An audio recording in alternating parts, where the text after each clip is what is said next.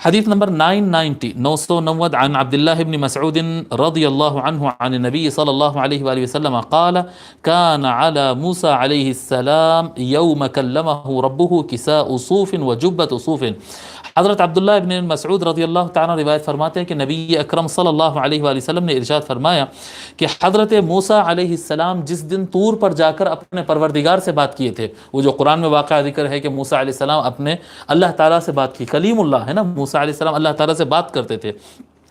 تو اس دن جب وہ تیار ہو کر گئے تھے اللہ تعالیٰ سے بات ہونے کے لیے، تو اس دن کان علی موسیٰ علیہ السلام یوم کلمہ ربہ کساء صوف وجبۃ صوف، جس دن موسیٰ علیہ السلام اپنے رب سے بات کرنے کے لیے گئے تھے، اس دن ان کے اوپر اون کی ایک شال تھی، اون کا جبہ تھا، وکمۃ صوف، اور اون کی ہی بنی ہوئی ایک چھوٹی ٹوپی تھی، چھوٹی ٹوپی ان کے سر پر تھی، وہ سراویل صوف، اور آپ کا جو پاجامہ تھا وہ بھی اون کا بنا ہوا تھا، وکانت نعلاہ من جلد حمار میت، اور ان کے جو جوتیاں، ان کی جو چپل بنی ہوئی تھی، وہ چپل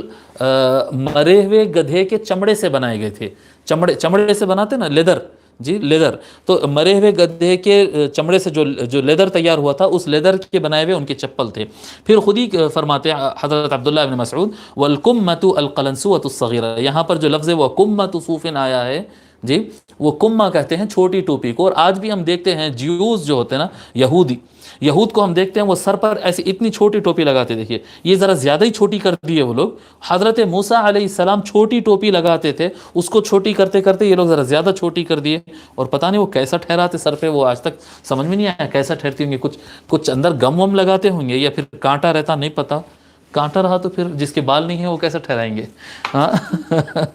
تو وہ بہرحال وہ کیا کرتے نہیں معلوم، وہ اتنی زیادہ چھوٹی لگاتے. میں نہیں سمجھتا کہ اتنی چھوٹی رہی ہوگی، لیکن اونی کپڑے کی چھوٹی ٹوپی حضرت موسیٰ علیہ السلام اس دن استعمال کیے تھے. ٹھیک ہے، اس حدیث شریف کو امام ترمذی نے روایت کیا.